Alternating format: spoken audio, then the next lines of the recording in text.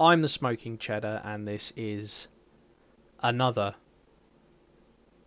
Officer Spotlight. And today we have Madame Havoc. Now, I am going to push this one out uncharacteristically fast. That's because when I saw what was on her skills, I thought, oh my god, this be broken. And as always, what we will do is we will go from the tactical skill or the activated skill through to the awakened skill. We will give them a score from 1 to 5 and an overall score at the end. After that, we'll review the officer a little bit and discuss in what ways we can use this officer, because there's a lot going on here and I'm not entirely sure everyone's fully aware of how dangerous this officer is. Anyway, let's get on with it. The tactical skill. Rapid Assault. Deals skill damage to an enemy. Damage coefficient of up to 1800. Just let that sink in. 1800. If this officer is in a tank or helicopter troop, it increases the damage coefficient by a further 25%. So if you've got her on an MBT or a helicopter, you're not dealing 1800 damage coefficient at the max level. You're dealing 2100 damage coefficient every 8 or 10 seconds. That is extremely dangerous, especially if paired correctly. Now, there's not a great deal we can actually say about this. We do like it when the tactical skills give us something extra, but in this case the tactical skill gives us something extra by already dealing a lot of damage, and then the extra is completely dealing more damage to your opponent and absolutely turning them into dust. So, I mean, there's no way this skill is not a 5. I'm sorry, but this skill is so dangerous that I'm surprised this officer, much like Fist, is not a lounge officer. That is unhinged levels of danger. The second skill, Bounty Hunter, increases the firepower of this officer's tanks and helicopters by up to 40%. By up to 40%. That's the same range as Justice. And I believe Lady of Justice goes up to 45 only when she's in friendly turf. You've got the right to remain silent. No, she goes up to 35, and I believe I scored this skill a 5 because that was pretty dangerous.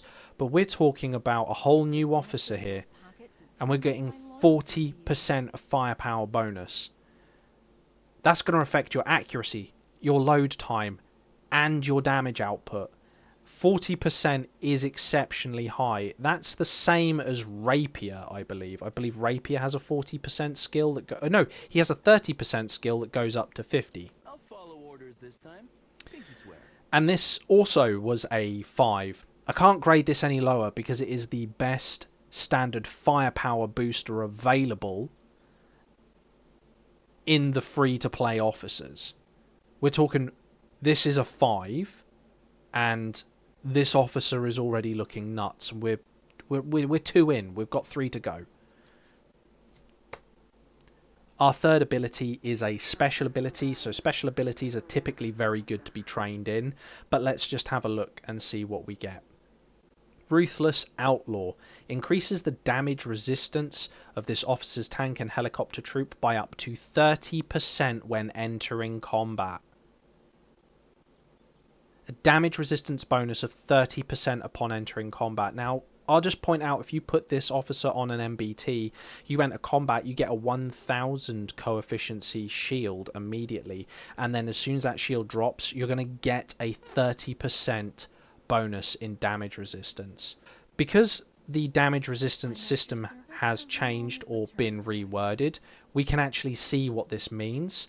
And 30% damage resistance buff is additional damage modifier that reduces all types of damage taken. This stat is counted by damage intensity. All types of damage taken. Let that sink in. That includes skill damage, critical strike damage, penetration damage, and normal attack damage. All types of damage taken. This is a 30% buff. I think it's safe to say that this 30% buff is better than some of the damage resistance buffs for the dedicated defensive officers. There's no way this isn't a 5. She comes with Declared Strike. Increases the damage intensity of this officer's troop by up to 20%. So, quickly recapping some of the officers, we have Rapier. He will give you a damage intensity bonus of up to 25%, but that stacks over time while in combat. Eye of Providence will give you a 32% damage intensity bonus, but that only applies when attacking fortifications. Basically, everyone else's damage intensity buff is 15 or lower at that point. So there are 2 officers which will give you higher damage intensity bonus. Vox and Anatonia. The caveat with those is they have to be garrisoned inside the base. This is a flat across the board. It doesn't matter where you are, you're getting a 20% bonus.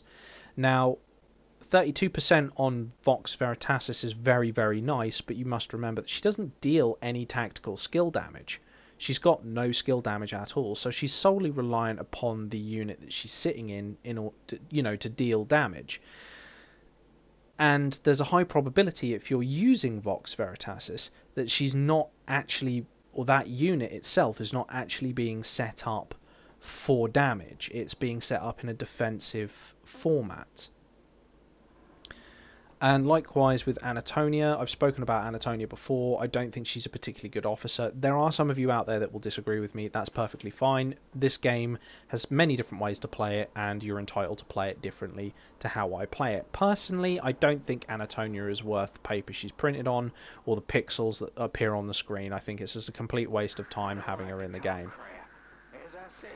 And 32% damage intensity bonus is very nice, and it can be trained, but, I mean, her skill damage is so low, she goes to the back of the pile.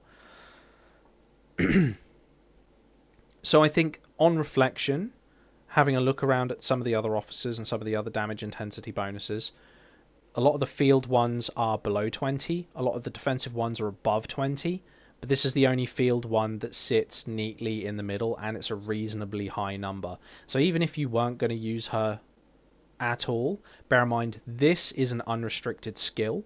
You can train it into any unit you want. So even if you are not using her on a tank, you can still squeeze this out onto an artillery piece, for example. This is a good skill. It's a very good skill to train. It's a very good skill to use, and it operates in a very good way.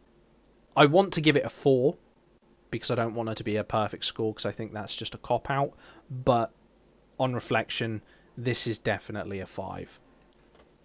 So, the Awakened ability, Intend to Kill. This is what makes her possibly the most destructive field officer available. It's a passive skill. Whenever this officer's tank or helicopter troop attacks an enemy, it gains a stackable effect for 8 seconds, up to 10 stacks. Casting this officer's tactical skill consumes all existing stacks, increasing the skill's damage coefficient by 90 with each stack. Now let that sink in for a second. She's already dealing 2,100 skill damage. You're now telling me we can have up to 10 stacks on her for another 900. Guys, she's now, with this skill, dealing 3,000 damage coefficient. This is a 5, and this is a perfect score. There is no way this officer is not a 5 out of 5.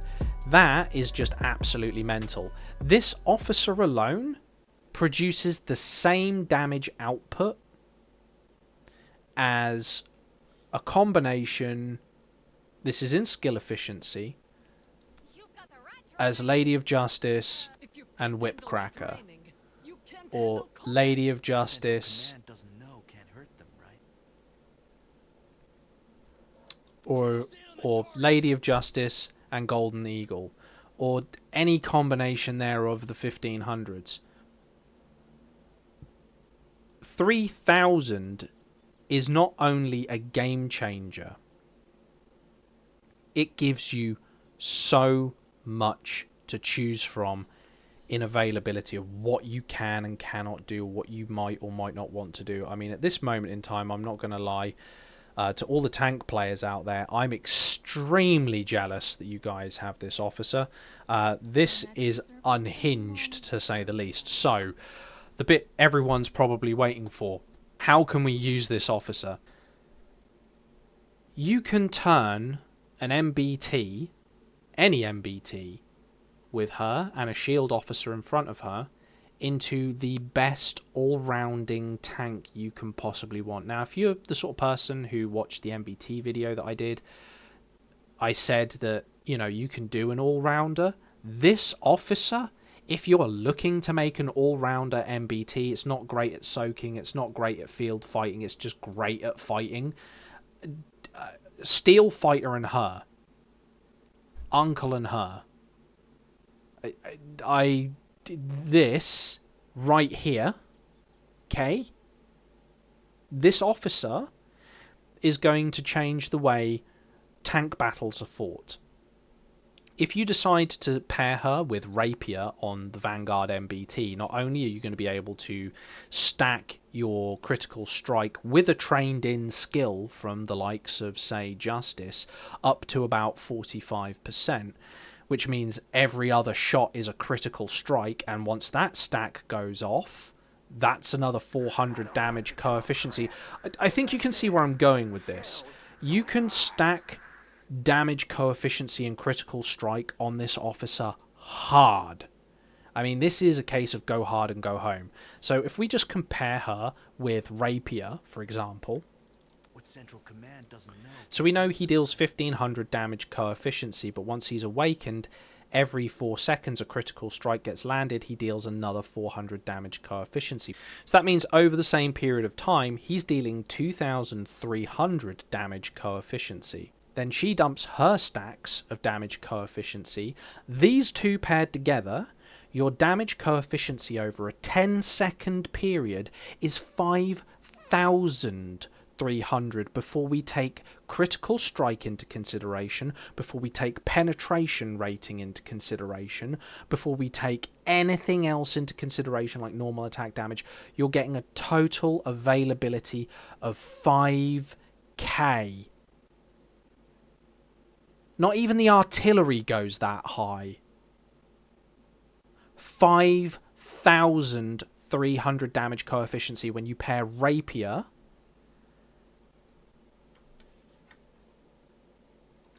alongside Havoc over 10 seconds. Your MBT shield that you now get lasts for half that time. If your tank does not get one shot the instant that drops, your tank is going to wipe the floor in a toe-to-toe battle with whatever it's up against. It's gone. It's deleted. In fact, I'm not even going to make another recommendation. I'm just going to say, if you have an MBT, preferably a Vanguard, what you should now be considering is absolutely scrapping any other scenario other than one where you have Rapier on as the captain and her on as the aide. And the only reason why you want Rapier on as the captain is because you want his tactical skill to go off first to give you more critical strike rating, so you deal more damage. This is insane.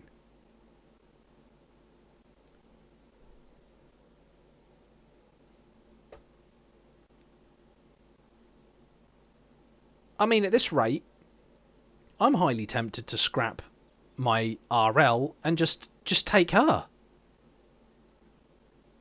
I'm going to deal more damage. I don't need the RL. A stick her on a helicopter is still going to be deadly. I mean, don't get me wrong, I would prefer her on an MBT all day. And yes, the helicopters do have a higher rate of fire. And they have a higher penetration rating. But you, as we explained in the MBT video, you can stack that MBT penetration rating with the right barrels pretty high. So, I mean, guys, there's not really a lot I can say about this officer other than if you're rolling tanks, drop whatever you're putting points into and get her awakened immediately. 720 as a free-to-play, providing you're hitting your jurisdictions. 720 statues should take you about 2 months once you're at silver level. It'll take you about 2 months. That's just buying the coupons every Monday, just buying the drinks every Monday with gold, hitting every single jurisdiction you can that's relevant to the day's arms race or battle honours, maxing out your battle honours with every day with the exception of Saturday. No one's going to max out Saturday unless you're paying for the game. And then just absolutely hounding that wheel when it comes round for 100 spins so you get the maximum amount of statues every single month. Because once that happens, you can start turning over officers quickly. If you happen to have like 720 statues just laying around because you're a weirdo, you need to be dumping them into her. Even if you're not a tank player, if you have a tank just laying around in your base and you're an artillery player, as long as that tank is not a defensive unit, like a specifically designed defensive unit, I would most certainly be putting this officer out there for damage. Guys, as always, thank you for watching. The link for the Discord will be in the description box below. You're more than welcome to come and join in the degeneracy that goes on in there, my sad little corner of the internet.